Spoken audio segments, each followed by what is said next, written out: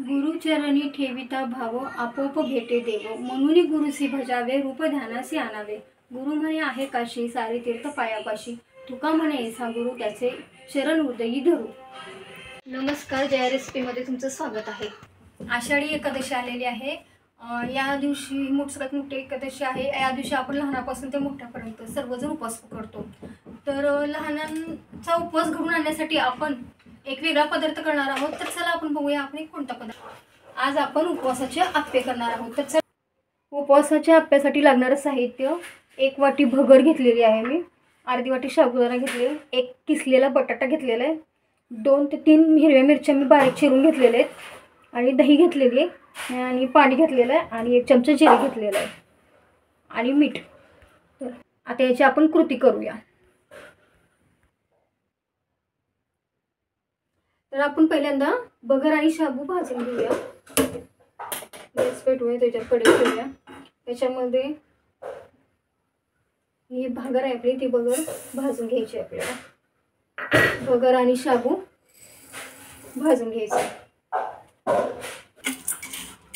असं भाजायचं कढईमध्ये। भगर आणि शाबू जास्त करपून नाही द्यायचं, काळा डाग लागून द्यायचं नाही, फक्त थोडंसं लालसर भाजून घ्यायचंय।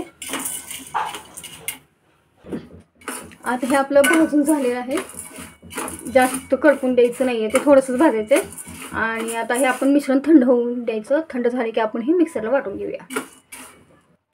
मिश्रण थंड झालेलं आहे, आता आपण हे मिक्सरमध्ये काढून घेऊया। मिक्सरच्या भांड्यात काढून घेऊया आपण मिश्रण आणि बारीक वाटून घेऊया।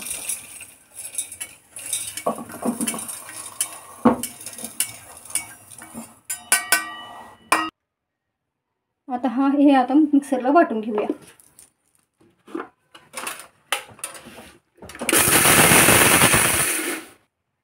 आता आपण हे एका भांड्यात काढून घेऊया। मध्ये दही टाकूया आपण, दही आणि पाणी।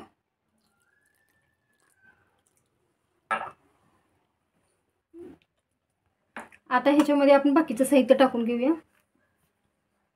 1 चमचा मीठ, 2 ते 3 हिरव्या मिरच्या चिरलेल्या,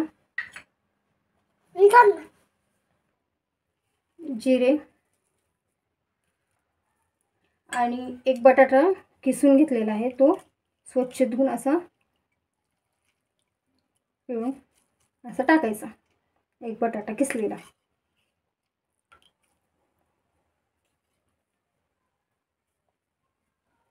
आता हे सगळं मिक्स करून घ्यायचं, मस्त असं फेटून घ्यायचं, हे सगळं मिक्स करून घ्यायचं।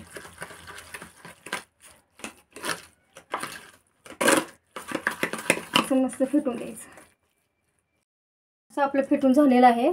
आता हे एक 10 मिनिटं असं भिजत ठेवायचं आहे, म्हणजे शाबू आणि भगर चांगला एक जीव होईल असं भिजत ठेवायचं हे 10 मिनिटं। आणि नंतर आपण हे आप्पे करायला घेऊया। 10 मिनिटं झालेले आहे। आता आपलं मिश्रण चांगलं भिजलेलं आहे। आता याचे आपण आप्पे तयार करायला घेऊया।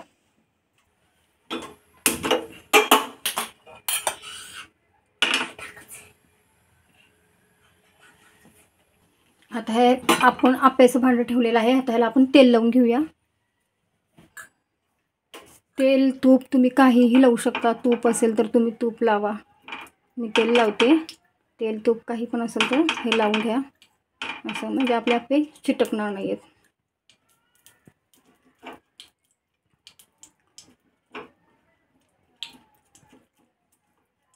आपल्याचं भांडं गरम झालेलं आहे। आता आपण ह्याच्यामध्ये आपलं मिश्रण सोडूया। तूप असेल तर तूप लावा।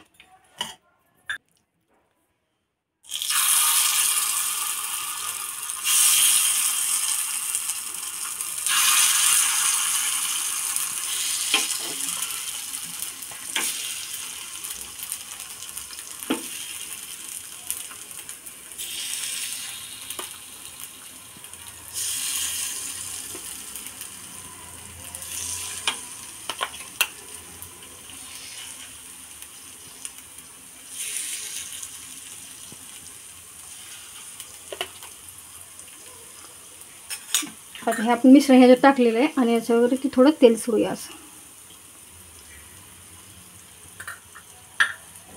आणि याला असं झाकण लावून ठेवूया.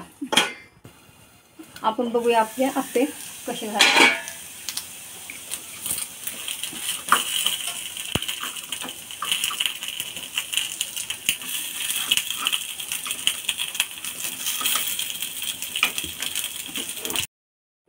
आप्पे तयार झालेले आहेत आपले.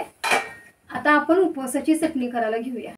उपवासाची चटणी करण्यासाठी लागणारं साहित्य: सुकं खोबरं घेतलेलं आहे मी. याच्याऐवजी तुम्ही ओलं खोबरं घेतलं तरी चालतंय. खोबरं किसून घेतलेलं आहे अर्धी वाटी.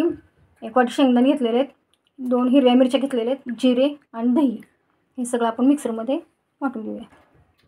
खोबरं, शेंगदाणे, दही,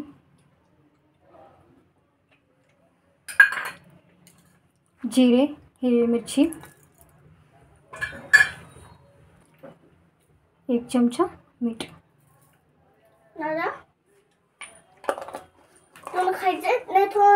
मिक्सरमध्ये बारीक करून घेऊया.